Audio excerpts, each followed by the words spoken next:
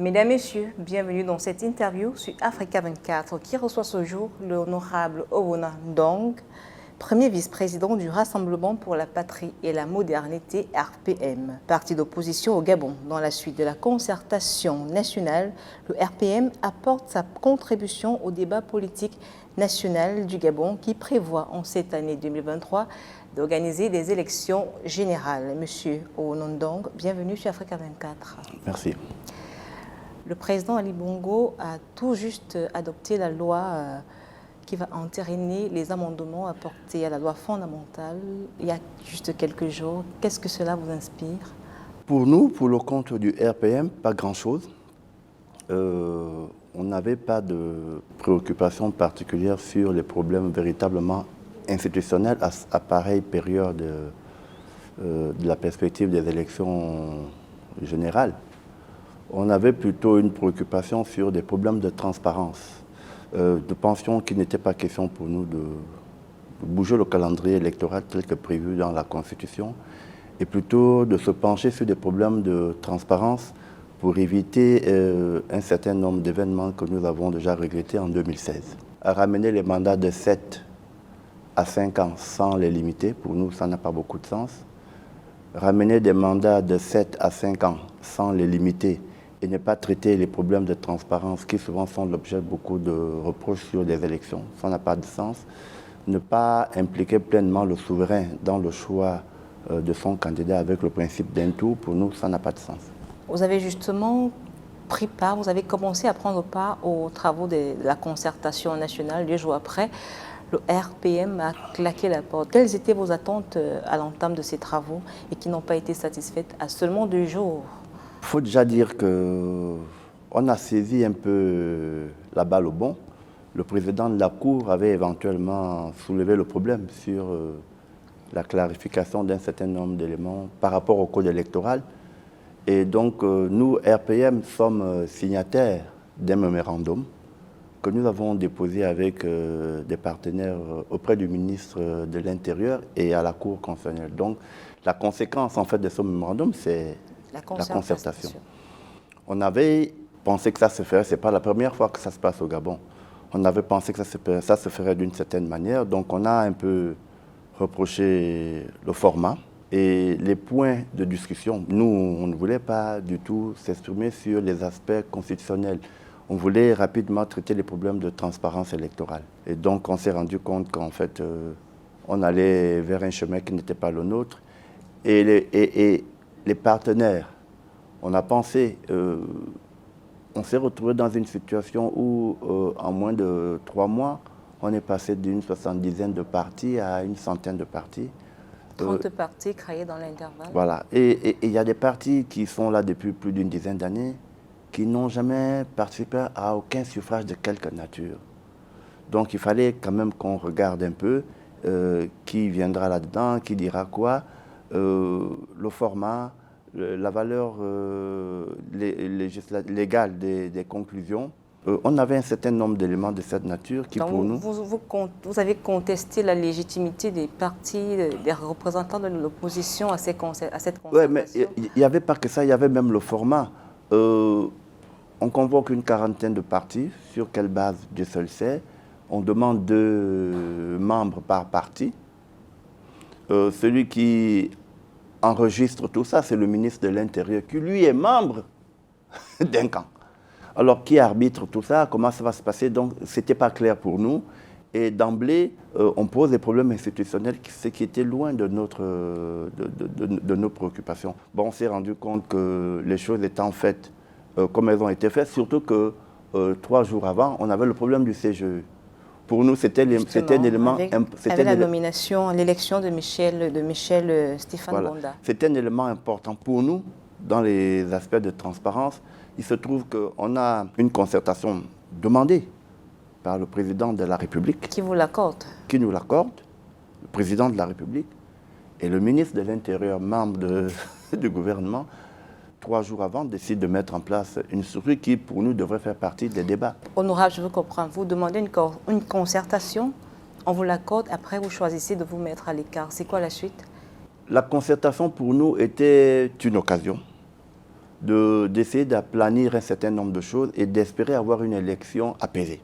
La suite, c'est que nous sommes tous Gabonais, nous sommes un parti politique, nous briguons, nous ambitionnons à un moment donné à la magistrature suprême. Nous allons prendre le peuple gabonais à témoin et nous irons au bout des choses. Revenons sur l'élection de Michel Bonda à la tête du Centre gabonais des élections. Vous avez contesté ce profil-là. À qui pensiez-vous pour ce poste? Le problème, il est plus profond que ça. Déjà, vous comprenez que c'est un ancien ministre de la République, c'est un ancien ministre du PDG, c'est un militant du PDG, pas un ancien, c'est un militant du PDG. C'est un acteur politique. Militant du PDG. Quelqu'un qui, à tort ou à raison, avait déjà été entendu pour des problèmes de moralité. Vous voyez que l'article 12, on va appeler ça comme ça, l'article 12 des accords de Paris est complètement foulé aux pieds. Et puis, pour nous, dans le cadre du mémorandum, le CGE est un élément central. Vous voyez, on a là un organe dont le président est élu à parité par l'opposition et la majorité. Vous comprenez bien que c'est un président qui sera soit de l'opposition, soit de la majorité. Donc le principe même que le président du CGE soit élu par l'opposition et la majorité dilue un peu son côté impartial.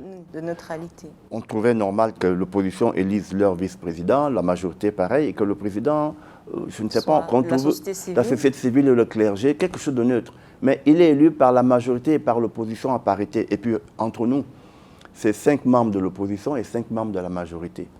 Quand il a 7 ou 8 voix... Et les 2 autres voix venant de l'opposition, voilà. C'est dire que l'opposition ne marche pas d'une seule voix? Au-delà même de l'opposition qui ne marche pas, c'est le côté impartial du président. Il penchera forcément du côté de la partie qu'il a porté à la présidence. Il y a un problème de neutralité. Donc pour nous, c'était un point d'achoppement dans le mémorandum. On pensait que c'est ce genre de problème que nous allions traiter. Au Gabon, on parle de cette désunion au niveau de l'opposition qui reste finalement son principal problème.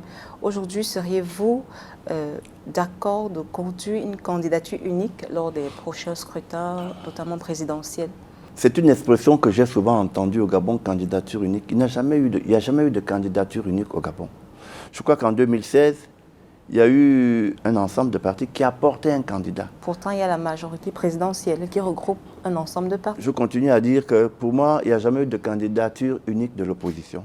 Il y a un ensemble de partis de l'opposition qui a porté un candidat. Et donc en réalité, on est beaucoup plus dans une logique de candidature consensuelle que de candidature unique de l'opposition. Donc oui. Quelle serait la différence, candidature consensuelle et candidature unique?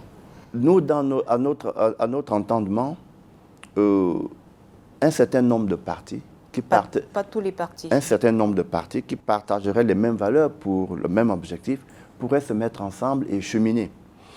Ou à la limite, comme ça s'est un peu fait en 2016, le peuple qui est avide d'alternance et qui a plus ou moins prône cette idée de candidature consensuelle pourrait, dans le temps, faire dégager un candidat qui se serait illustré par un certain nombre d'aptitudes et qui certainement créerait une synergie autour. C'est un peu vers ça que nous tendons et nous pensons que ça va se faire comme ça. Est-ce que le président de votre parti, M. Alexandre Chambrier-Barrot, est candidat à l'élection de cette année?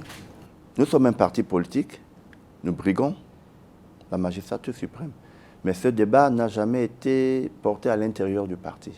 Je pense qu'on avisera. Vous n'avez pas d'ambition dans ce sens? Non, je continue à dire que ça n'a jamais été pour l'instant un débat à l'intérieur du parti. Et si le RPM était aujourd'hui à la tête de l'État, quels seraient les champs prioritaires pour son action?